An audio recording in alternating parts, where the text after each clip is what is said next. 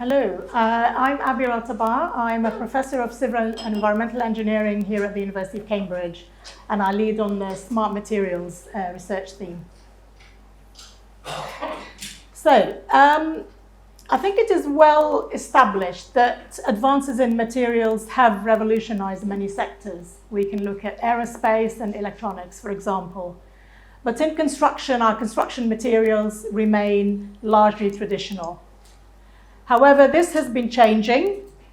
And for example, in the last decade, the development of self-healing asphalt for roads in the Netherlands, which has been rolled out on about 4 motorways now, is reported to potentially save the Dutch government around 90 million euros per year, if applied everywhere.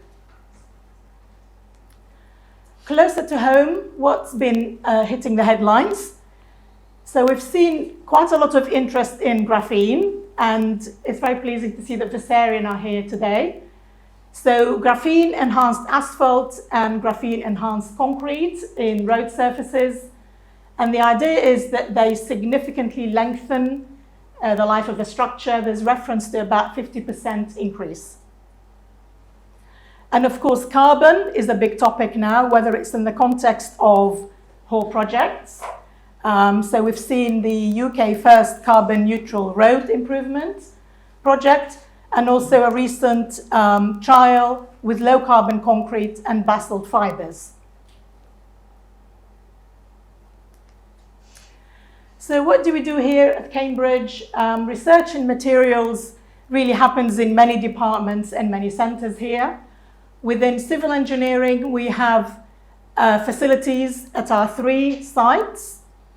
We work across the scales, so we have fully equipped labs where we synthesize materials, characterize them, test them, and then do large-scale testing, and then we can even do large-scale modeling, and we do have a full-scale pavement tester as well that we will use.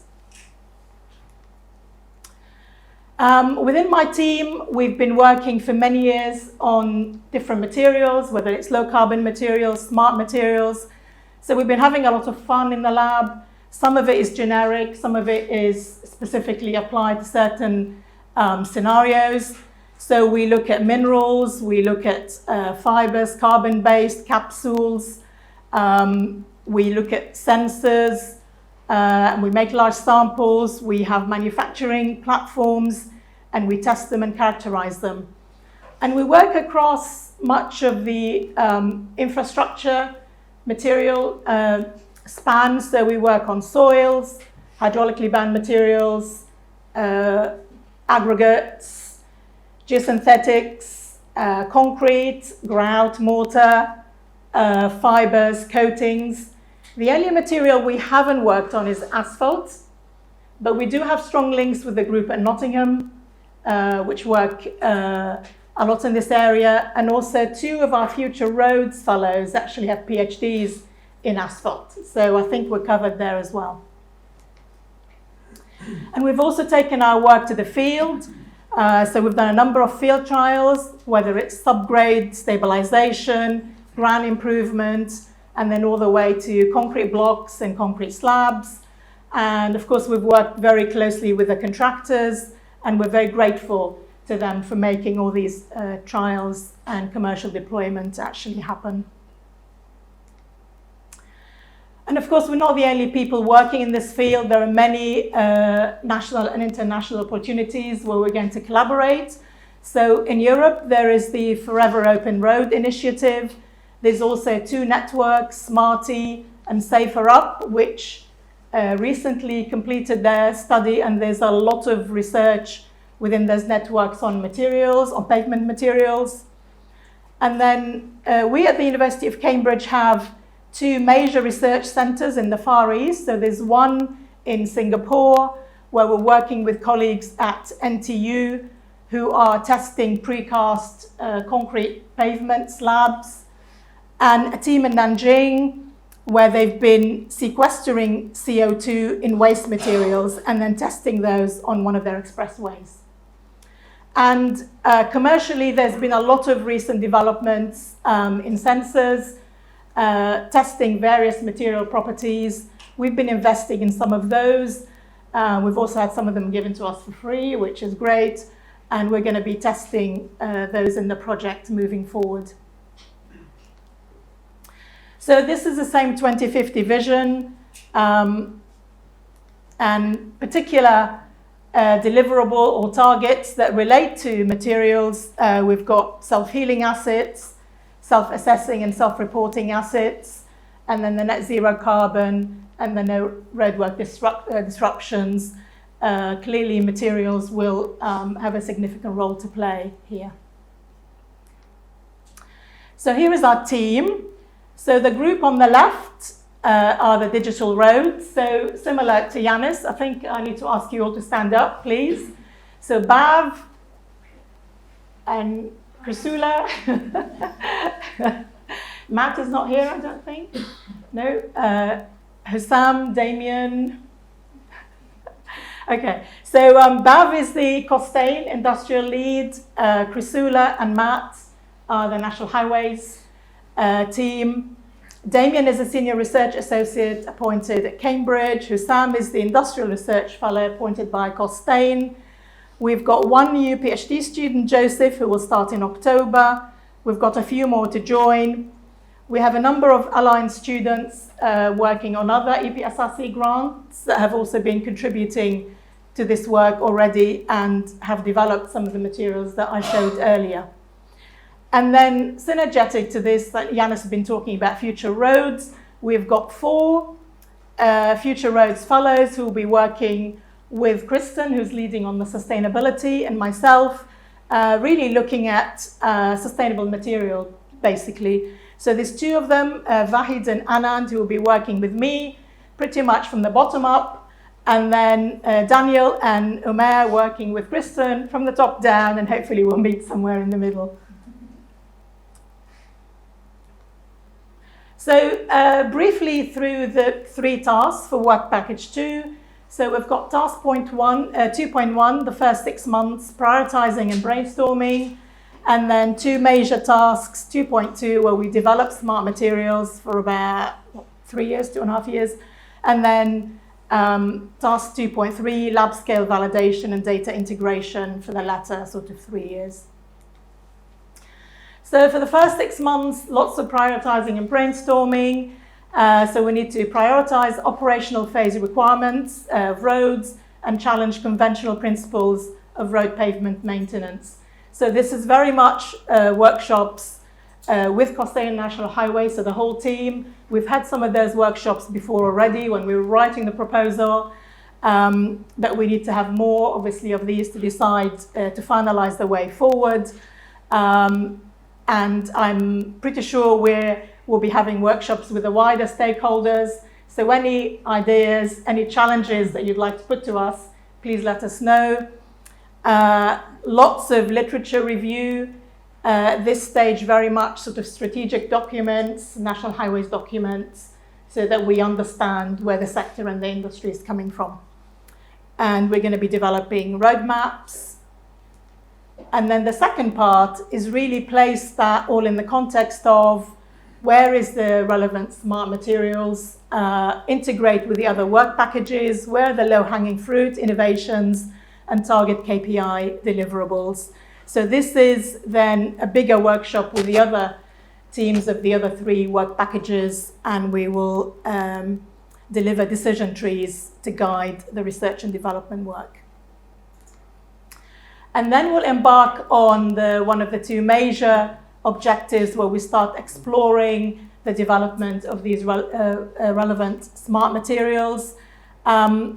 And as we've done in the proposal, we've divided it into 3 areas. So engineering performance, environmental performance, and whole life performance.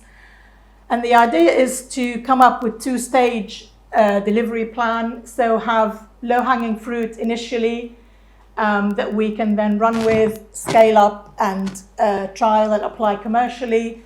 And then the second stage is more the challenging developments or the low TRL material development, which need to take longer, that we will do later on in the project. So just a few of the examples that we put in the proposal. So in terms of engineering performance, we were thinking to address challenges in terms of damage detection and control, performance monitoring, and proactive maintenance. And for those, potential solutions could be using nanomaterials for developing self-sensing attributes, novel in-house sensors that we've been developing. And I should mention, I've put Hassam's photo because this is Hassam's baby, an area of expertise. So I know he's going to be leading on that. And then integrating a range of novel and commercial sensors. So we're not just measuring one property, we're measuring sort of the whole health of the material in a sense. Another aspect, we could be looking at damage prevention and self-repairing pavements. Potential solutions include superabsorbent polymers, which we've already shown can basically prevent freeze-thaw damage in pavement. Smart corrosion inhibitors, where you have combined chloride capture and releasing inhibitors. And then self-healing materials with capsules, aggregates, fibers, and meshes. It just depends on the application.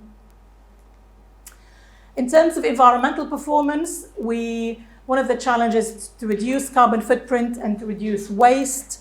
So we'll be expanding our work on low carbon, cementitious and non-cementitious binders and additives, and obviously specific applications to pavement materials, recycling and reusing of waste pavement materials, and all of that combined with performance sensors so that we can have more confidence in the performance of these novel materials. Another set of environmental challenges: reduced stormwater runoff, reduced noise, and enhanced air quality. So we'd like to look at permeable concrete because it's a concept that it's commercially deployed in the US, but not in the UK. Coatings with novel titanium oxide, plus of course using environmental sensors so we can basically measure the values and the benefits. Another area which is one of Damien's babies, and he'd like to do that, is looking at efficient use of materials and using less materials. Of course, this is a thread that runs through everything we're going to be doing. We're always looking at that. But particular applications is trying to look at sort of more what we can learn from nature. So bio-inspired materials, bio-inspired design, mimicking things like the design of seashells and bone structures. I think there's a lot that we can learn from natural systems. And finally, whole life performance. This was mentioned earlier. So obviously, long-term performance and providing validation and confidence. So looking at the engineering aspects and the environmental aspects. For the engineering aspects, we're going to be looking at standard and develop new accelerated aging tests, as well as look at long-term sensor monitoring. There was, again, I think Yanis talked about sensors, so we need to understand the longevity of these sensors, but also use them. There are some of them that last many, many years.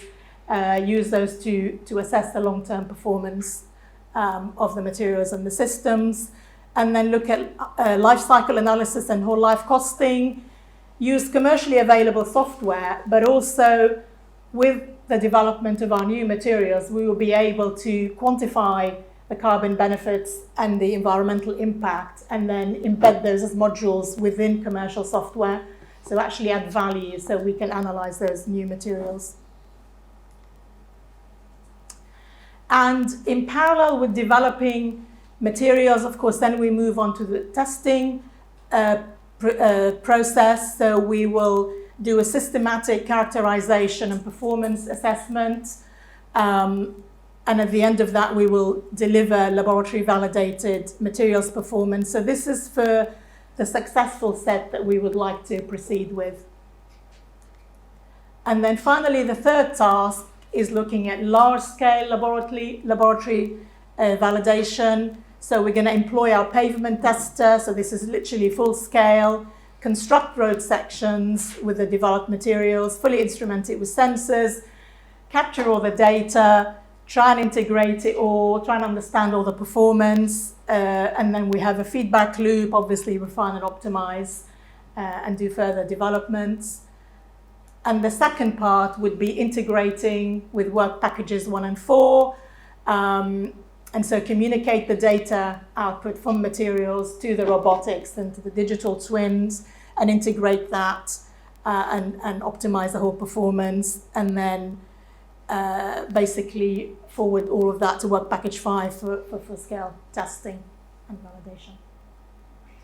Thank you very much.